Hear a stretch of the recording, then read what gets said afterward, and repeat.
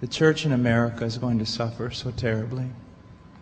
And we laugh now, but they will come after us. They will come after our children. They will close the net around us while we are playing soccer mom and soccer dad, while we are arguing over so many little things and mesmerized by so many trinkets. The net even now is closing around you and your children and your grandchildren, and it does not cause you to fear. You will be isolated from society, as has already happened. Anyone who tries to run for office who actually believes the Bible will be considered a lunatic until finally we are silenced. We will be called things that we're not and persecuted not for being followers of Christ, but for being radical fundamentalists who do not know the true way of Christ, which of course is love and tolerance. You'll go down as the greatest bigots and haters of mankind in history. They've already come after your children, and for most of you, they got them. They got them through the public schools and indoctrination, and the university and indoctrination, and then you wonder why your children come out not serving the Lord. It's because you fed them right into the devil's mouth. So little by little the net is closing around, and then it's not little by little. Look how fast things are going downhill just in a matter of weeks. Matter of weeks.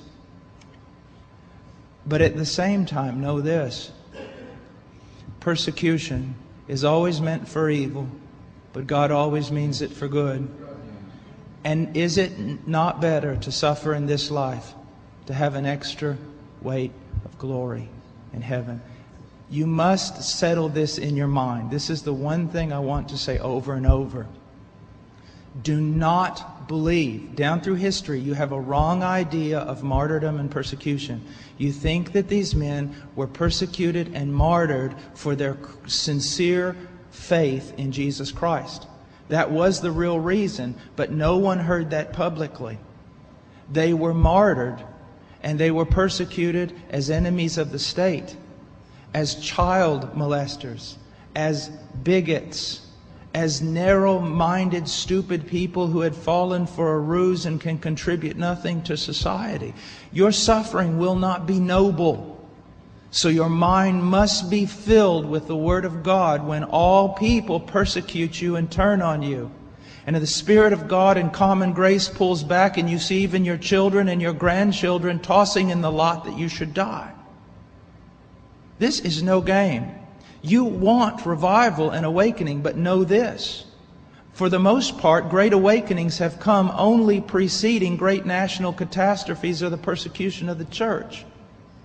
I believe God is bringing a great awakening, but I believe that He is raising up young men who are strong in trust in the providence of God to be able to wade through the hell that's going to break loose on us. And it will be on us before we even recognize it. Unless in God's providence, He is not done. He is not done. Now note, this is not silly talk. Apart from a great awakening, these things are going to come upon you. Be ready to lose your homes, your cars, and everything.